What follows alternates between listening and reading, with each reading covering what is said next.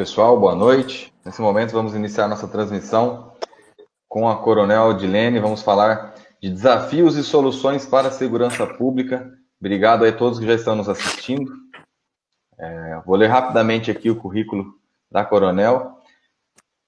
Audilene Dias da Rocha, 55 anos, nasceu em Terra Rica e aos 4 anos de idade foi para Assis Chateaubriand. Lá a família tinha uma olaria onde faziam os tijolos para vender e sobreviver. Veio para Maringá no dia 12 de julho de 1988, quando se apresentou ao 4º Batalhão de Maringá para trabalhar já como aspirante oficial. Em 2009, foi convidada para estruturar o Comando Regional da Polícia Militar em Maringá, onde realizou um trabalho do qual foi referência para os outros comandos regionais do Paraná, por desenvolverem toda uma estrutura, programas, questões de software.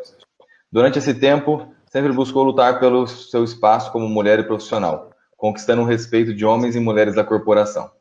Seu compromisso era garantir a segurança das pessoas que estavam ao seu lado, ajudando com a segurança da sociedade. Em 2016, foi convidada a assumir a chefia do Estado-Maior da Polícia Militar do Paraná, a primeira mulher, sendo a terceira na hierarquia e a primeira mulher também a assumir o cargo.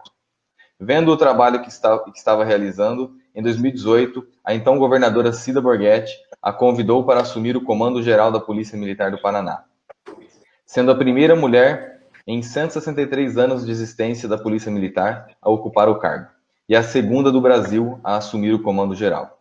Lá, comandou 22 mil policiais militares, inclusive do Corpo de Bombeiros. Em toda sua experiência de vida, tanto pessoal como profissional, se deve pelo fato da vinda a Maringá. Disso escolheu vir para a cidade porque sempre ouviu dizer que era muito acolhedora, com um povo receptivo e que ali poderia trabalhar, crescer e criar família. E foi nisso que ela acreditou e acredita até hoje. Tanto que ela e o esposo criaram sua linda filha Radassa nessa bela e amável cidade. Pessoal, quero mais uma vez agradecer a todos. Agradecer a você, Coronel, por ceder um pouco do seu tempo para a gente conversar um pouco sobre segurança pública. Então, mais uma vez, eu te agradeço e peço que você inicie contando um pouco da sua história. Eu li aqui um resumo, né, do currículo, mas eu sempre falo que a leitura é sempre uma coisa mais fria, assim. A gente queria ouvir de você um resumo aí da sua história. Obrigado, Coronel. Boa noite. Eu que agradeço o convite, a oportunidade de estar aqui. Boa noite a você e a todos que estão nos ouvindo. Bom, como a José falou, eu tenho 55 anos, eu nasci em Terra Rica, fui criada em Assis Chateaubriand, sou de família pobre, né? Eu sou a caçula de 5 irmãos e a única mulher, então eu estou acostumada a conviver com homens, né, desde que nasci, na verdade. Comecei a trabalhar com 5 anos de idade, meus irmãos começaram um pouquinho mais tarde, mas o meu comecei aos 5 anos de idade. Para ir à escola, eu tinha que andar 5 quilômetros a pé, eu e meu irmão, nós íamos 5 quilômetros a pé para ir à escola. Aos 17 anos eu fui para Curitiba, ingressei no Colégio da Polícia Militar, fiz o 3º ano, e fui para lá em razão de ter conhecimento da possibilidade de ingressar na Polícia Militar do Paraná, por meio de um dos meus irmãos, que na época era soldado da PM. Aí ingressei na corporação em 1985, 450 candidatos para 2 vagas, e Deus me abençoou, né, conseguindo passar.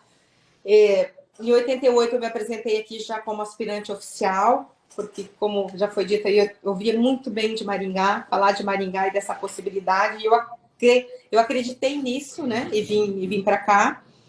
Casei em 1985, tive a minha filha em 2002, e isso mudou bastante a minha vida, porque eu sempre dediquei muitas horas ao trabalho, e aí tinha que administrar essa situação de família. Eu sempre sonhei ter filho, sempre quis ser mãe, sempre foi um desejo. Eu tinha, e digo assim, que ser mãe é algo maravilhoso, né? Não abriria mão disso por nada. Daí fui para Paranavaí, comandei Paranavaí em razão de uma situação de crise lá. Na sequência eu voltei para Maringá, fui convidada para estruturar o 3º Comando Regional, e que, inclusive, na pós-estruturação, ele realmente passou a ser uma referência a nível de Paraná, o Comando Regional.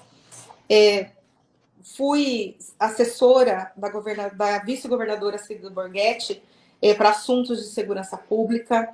e chefe de segurança dela. 2015, final de 2015, 2016, eu fui convidada e eu assumi o chefia do Estado-Maior da Polícia Militar. Para quem não sabe, o Estado-Maior da Polícia Militar, além de ser o terceiro na hierarquia, ele faz o planejamento de toda a corporação para todo o Estado. Então, é um momento que eu pude conhecer todos os municípios do Paraná, os 399, porque o planejamento era feito para todos os municípios, né? Então, em todas as áreas, a questão de logística, viatura, manutenção, combustível, distribuição de viatura, coletes, tudo, comunicação, inteligência, planejamento operacional para quando envolvia mais de uma unidade. Então, assim, eu tive a oportunidade de conhecer e assessorar o Comando Geral. É uma função que você assessora o Comando Geral em todas as áreas que da Polícia Militar que atua, inclusive saúde, ensino, então, todos os aspectos, né? Então, você faz gestão em todas as áreas, porque a Polícia Militar, ela trabalha em todas as áreas, do ensino à atividade de policiamento, né? Administração de recursos, busca de recursos e tudo isso.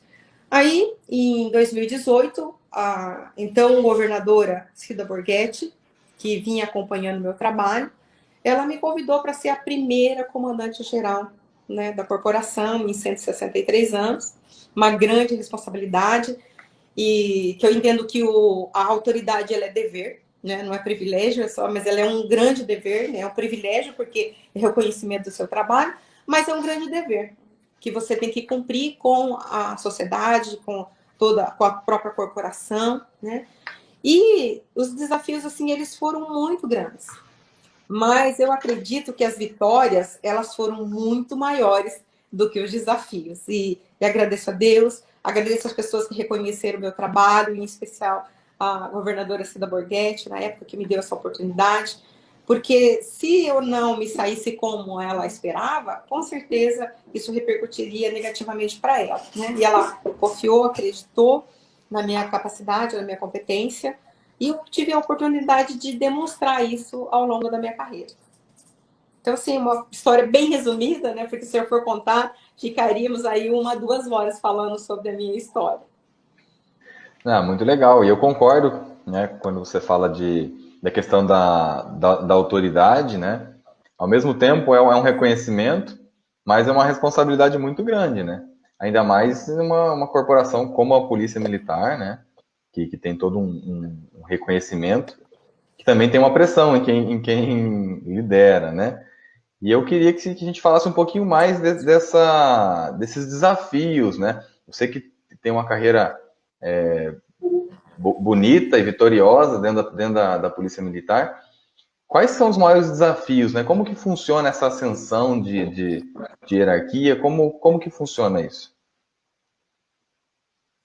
Bom, ela é um misto de capacitação que você demonstra mediante cursos, que você faz cursos que a polícia aceita que é necessário para ela, e pontuações, né? Então, assim, você recebe nota pelo teu desempenho, você que a gente chama de conceito.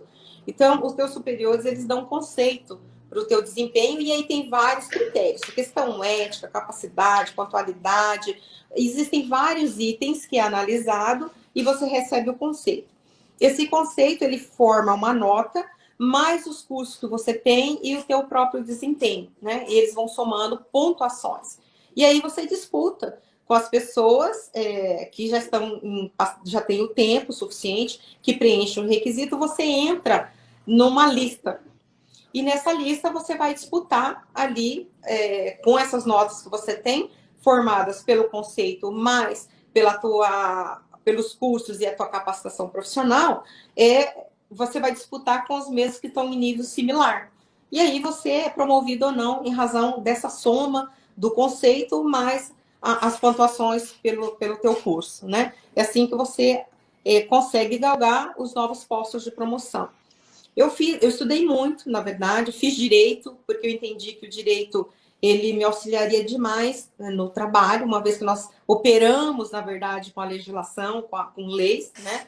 Somos operadores de direito, de certa forma, então eu estudei direito depois que eu saí da academia, além do bacharelado em segurança pública, Eu fiz pós-graduação, eu tenho 4 pós-graduações e fiz inúmeros, eu tenho 59 cursos no meu currículo, assim, para poder me especializar, para que realmente eu pudesse trabalhar e prestar o melhor serviço à população. Inclusive, fiz cursos que pudesse conhecer o ser humano, né?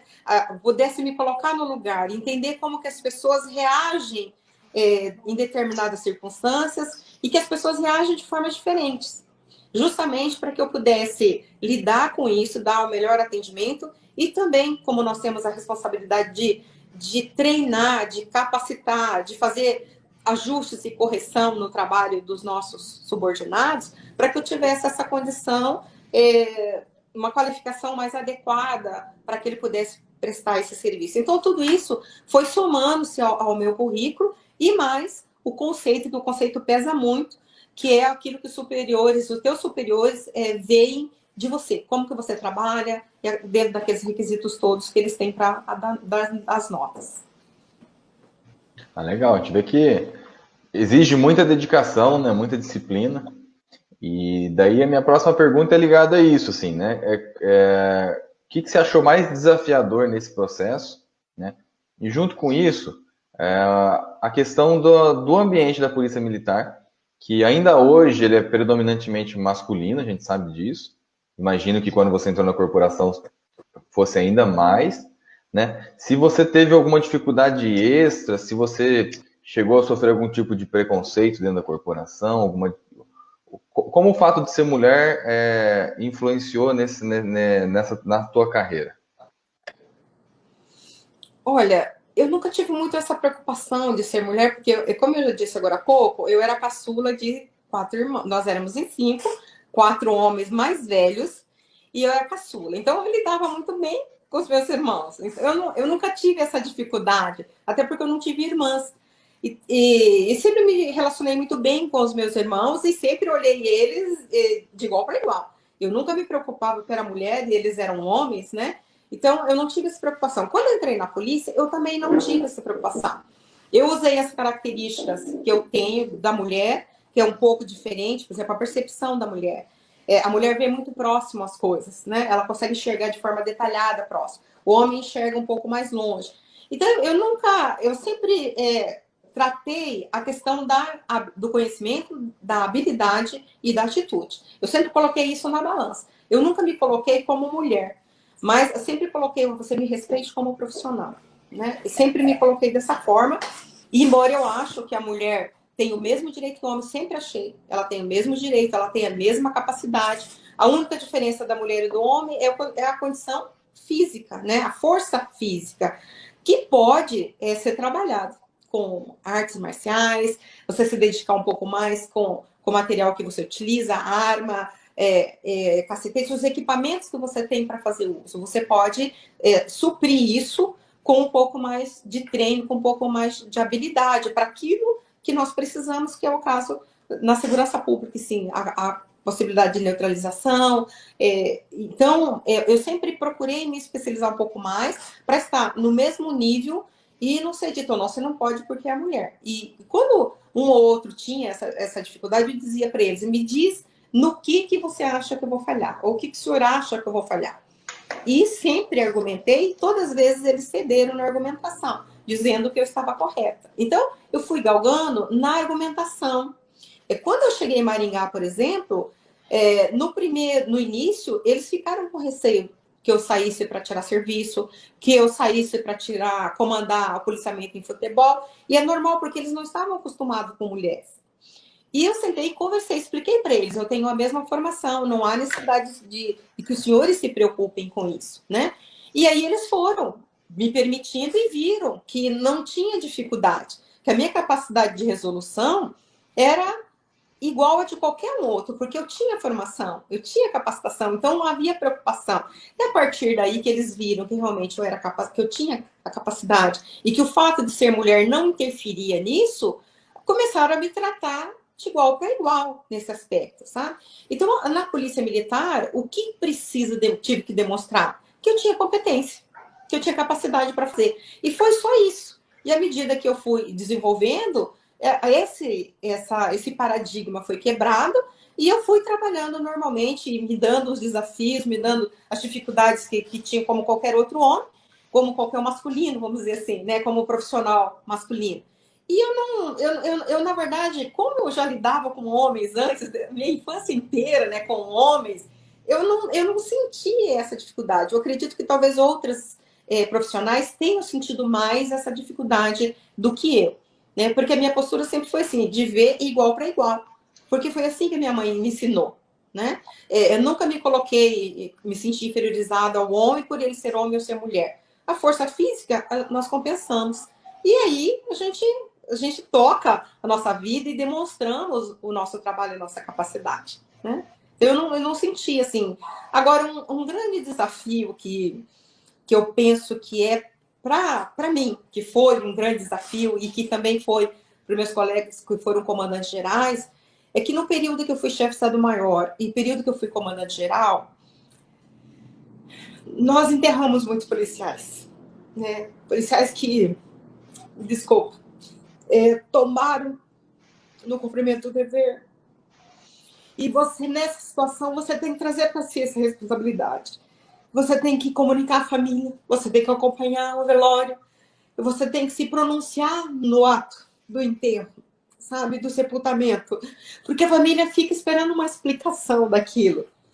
E o comandante, de certa forma, ele leva um certo consolo, ele leva uma palavra para que a pessoa entenda que aquele policial, aquele ente amado, que também é nosso ente amado, que faz parte da nossa família miliciana, ele tombou fazendo aquilo que ele acreditava, fazendo aquilo que ele amava, e que ele literalmente deu a vida dele em prol da segurança. Então, esse sempre foi um desafio para mim, né? Você chegar e dizer para a pessoa, olha, ele tombou em serviço, ele cumpriu o juramento literalmente que nós fazemos esse compromisso, de se for necessário dar a nossa própria vida em prol da sociedade. E nós enterramos muitos policiais que se suicidaram e que tombaram em serviço, né? Que troca de tiro com marginais, eles tiveram a vida ceifada. E isso foi, sim, para mim, um grande desafio. Um grande desafio. Você ir lá, conversar com a família e no ato do sepultamento você trazer uma palavra para consolar a família e as pessoas que estão ali, os demais policiais. E isso sempre foi muito sofrido para mim. E esse que eu acho assim que na minha profissão foi o maior desafio.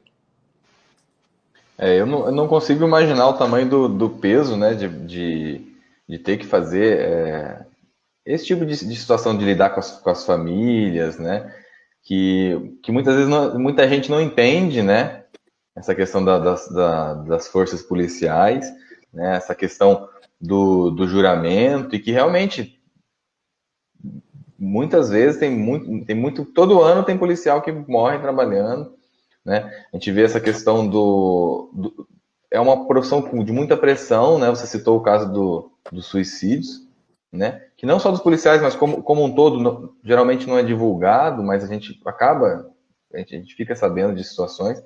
É uma profissão muito desgastante, né? Que deveria ser mais valorizada. E aí, entrando um pouco na segurança pública, como que você acha que está hoje, né, a segurança pública no Paraná e na nossa região aqui? Como você avalia? No Paraná, o Paraná ainda tem conseguido bons índices comparado com outros estados. Ele ainda tem mantido. Eu lembro que o período que nós estávamos lá na corporação, durante 11 anos, nós conseguimos, nos últimos 11 anos, né, os anos que nós tivemos lá, os 3 últimos anos que eu estava na Chivita de Santa Maior e Comando Geral, conseguiu se manter, baixar os índices de violência, que seria o caso de homicídios, né? Houve vinha se mantendo em queda esses índices, apesar das necessidades de efetivo que nenhum estado consegue manter o nível necessário, né? Porque se fosse manter o nível necessário seria um contingente muito grande que o próprio estado às vezes não consegue, por causa de questão orçamentária, financeira, não consegue manter. Então, vem se mantendo esses índices. O Paraná ainda vem mantendo quedas nos índices, né? Então, ele vem mantendo aquilo que vem se propondo dentro do planejamento.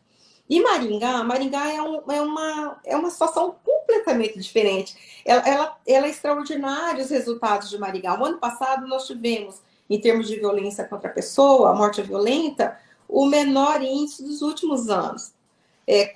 Andando, na verdade, indo contra a história, contra os resultados das outras cidades do mesmo porte de Maringá. Então, ela continua andando contra a história, rompendo paradigmas e continua diminuindo.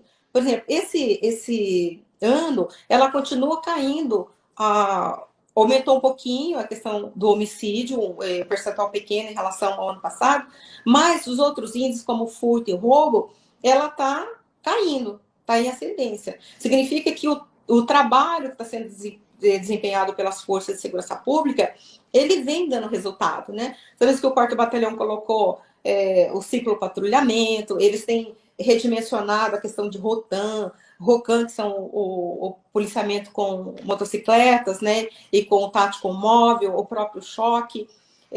Tem feito a análise criminal, que trabalha-se muito com a análise criminal, o 4º Batalhão. Há uma integração entre a Polícia Civil e a Polícia Militar, há uma certa integração com a Guarda Municipal. Então, todos esses aspectos, além, claro, que precisa ser trabalhado isso, pode ser melhorado, é óbvio, mas eles vêm um resultado excepcional, na verdade, né? Então, Maringá, ela tem bons resultados. Pode ser trabalhado? Pode. Mas os índices de Maringá, eles são excepcionais se comparado com outras cidades do mesmo porte. E o que poderia melhorar ainda, na sua opinião, assim? Como melhorar, né? Uma das formas de melhorar é fazer planejamento integrado. Nós teríamos que fazer o planejamento, Guarda Municipal, Polícia Civil, dentro daquilo que ela faz, né? Não no trabalho específico dela, mas existem alguns trabalhos que ela faz que pode ser feito todo o planejamento integrado, né? Os pontos básicos, se a Guarda Municipal está em um determinado momento, a Polícia Militar não precisa estar ali. Então, você pode otimizar o emprego de todas essas forças, né? Principalmente a Guarda Municipal e a Polícia Militar, que também estão na rua. A Polícia Civil faz um trabalho mais judiciário, investigativo, mas ela também precisa de informações, né? Esse planejamento, ele tem que ser feito integrado. E também precisa se ouvir, embora tenhamos análise criminal, que é extremamente importante, também se pode ouvir alguns segmentos da sociedade nesse planejamento também, ou seja, a opinião dela em determinados aspectos para fazer o planejamento. Então, é essencial, é necessário o planejamento integrado, o encaminhamento de ligações, por exemplo, quando cai no 190 e é da guarda, que possa ser feito o redirecionamento direto para a guarda ou para a própria Polícia Civil, né? Para não mandar desligar o telefone e ter que fazer uma nova ligação. Então, seria uso da tecnologia a favor da população e também esse planejamento realmente integrado, que semanalmente tem que estar trabalhando junto, ou quinzenalmente no máximo, para fazer análise criminal e o planejamento da semana seguinte. Então, isso é importante. Até acho muito interessante, né, você falar disso. Eu fiz uma transmissão algumas semanas atrás com o Coronel Rodrigues, né, e ele falou também dessa questão da integração, né, e do papel que a sociedade civil organizada também pode, né, auxiliar as forças policiais, inclusive na busca por recurso e nessa integração, né. Falamos um pouco aqui de algumas inovações também tecnológicas.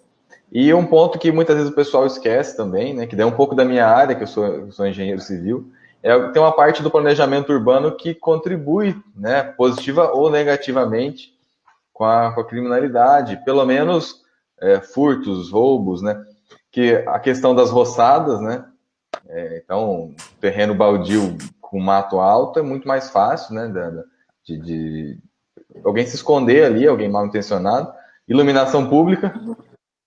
E até a questão da autorização de condomínios, né? Porque os condomínios fechados, né? Por um lado, eles trazem mais segurança para quem mora dentro deles, mas por outro lado, a rua fica com um muro contínuo, você não tem janelas. E aí você tira a segurança de quem está passando na rua, porque se não tem ninguém olhando, fica uma rua mais perigosa, assim, né? Que são pontos, né, que daí cabem à gestão municipal, né? Foge um pouco do trabalho da polícia em si, né? Sim. Mas às vezes as pessoas não entendem que, por exemplo, uma sinalização inadequada, um buraco na via, ela se torna um problema de segurança pública e envolve muitos segmentos, né? Por exemplo, uma sinalização inadequada provoca um acidente. Aí vai PM, vai o bombeiro, tem que haver interdição de rua, usa-se o SAMU, usa-se o sistema de hospital, pode entrar-se com ações contra a prefeitura. A questão da iluminação é extremamente importante.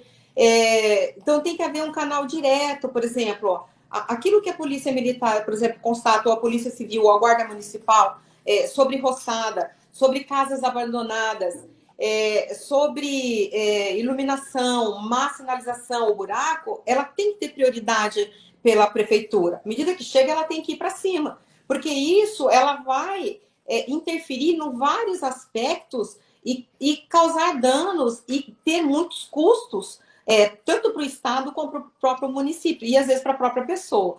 Então, tem que ser esse trabalho, ele tem que ser planejado. A polícia, as forças de segurança têm que ter contato direto, tem que haver uma prioridade, porque se a segurança está dizendo que aquilo é um problema, tem que se avaliar de forma diferenciada, porque o problema, porque na pretensão é que se cuide das pessoas, né? Então, isso é uma ameaça para as pessoas, ela tem que ser vista com prioridade. Então, isso é extremamente importante. E com relação à arquitetura urbana, quanto mais fechada a casa e muros, mais fácil de você ser refém da marginalidade. Porque a partir do momento que alguém pulou dentro do muro, quem está fora também não vê. Então, não é uma segurança para a pessoa. Então, o ideal seria ser vazados, vidro, grades vazadas, que quem passa pode visualizar o que está acontecendo também nos quintais. Mas nós precisamos mudar essa cultura, na verdade.